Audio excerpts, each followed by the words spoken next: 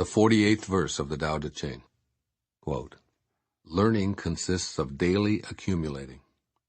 The practice of the Tao consists of daily diminishing, decreasing and decreasing until doing nothing. When nothing is done, nothing is left undone. True mastery can be gained by letting things go their own way. It cannot be gained by interfering." Unquote. Living by decreasing. We live in a society that seems to say, the more you amass, the more value you possess as a human being. Here, in the 48th verse of the Tao Te Ching, you're asked to change the way you look at this notion. Rather than validating yourself by acquiring more, you can reverse this embedded idea of increasing as the criteria for mastering life. The benefit of living by decreasing is seeing your world in a different light, one in which, believe it or not, you'll experience a greater sense of completeness. Throughout the years of your formal schooling, you were encouraged to accumulate more of everything being made available to you. More mathematical formulas, more rules of grammar, more knowledge of ancient and modern history, more information about the human body, more information about the inner and the outer galaxies, or about religion or chemical compounds, and so forth, and on and on. You amassed a series of transcripts, diplomas, and degrees that summarized your voyage of collecting, gathering, and hoarding evidence of your learning. Lao Tzu suggests re-examining this legacy, for then you can base your level of success on something that appears to be the exact opposite of what you've pursued so far. The Tao asks you to release the external indicators and symbols of your educational status. While learning is about accumulating information and knowledge, the Tao is about wisdom, which involves letting go of information and knowledge and living in harmony with your source. In order to enliven your experience of the Tao and live by its principles, you're being asked to practice decreasing your reliance upon things. As I've already mentioned in these pages, everything that you add to your life brings with it an element of imprisonment. Your stuff requires you to insure it and protect it from potential thieves or natural disasters. Furthermore, you need to polish, paint, clean, store, and pack it, as well as move it from place to place.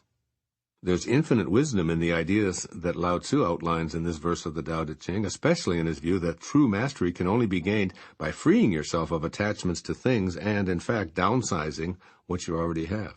When you seriously think about this idea and change the way you look at accumulation, you'll realize that you can never truly own anything.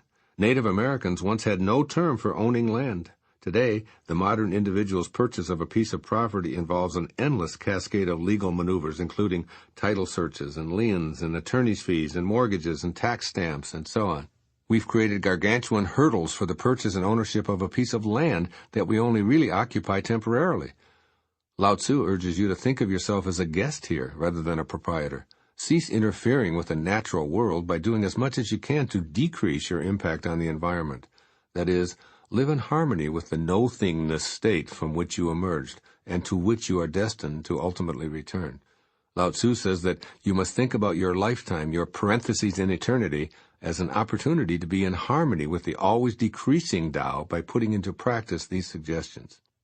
First, see the value in subtraction or daily diminishing. Begin to consciously decrease your need to purchase more things. Keep in mind that the advertising world is designed to convince you that your happiness is tied to whatever it's promoting. So instead of buying more, see how many of your accumulated possessions you can recirculate. I guarantee that you'll notice a refreshing feeling of freedom as your desires diminish and you let go of your obsession with the material objects you've amassed. As Lao Tzu might say, you came here with no thing and you leave with no thing. So take great pleasure in all that has arrived in your life.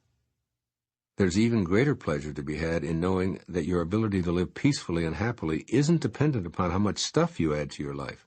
Living by decreasing is the way of Tao. And also practice seeing joy in the natural world rather than seeking fulfillment in ownership. See the folly of ownership in a universe that's eternally composing and decomposing, just like you are. In essence, Lao Tzu is saying that what's real never changes because it has no form. So the more you can let things unfold naturally, the more harmoniously you're living the Tao. Enjoy the flowers, the clouds, the sunsets, the storms, the stars, the mountains, and all of the people that you encounter. Be with the world, in it, and adoring it, but not needing to possess it. This is the way of peace. This is the way of the Tao. For more than 500 years, Kabir has been one of India's revered poets. One of his most popular observations sums up this 48th verse of the Tao Te Ching.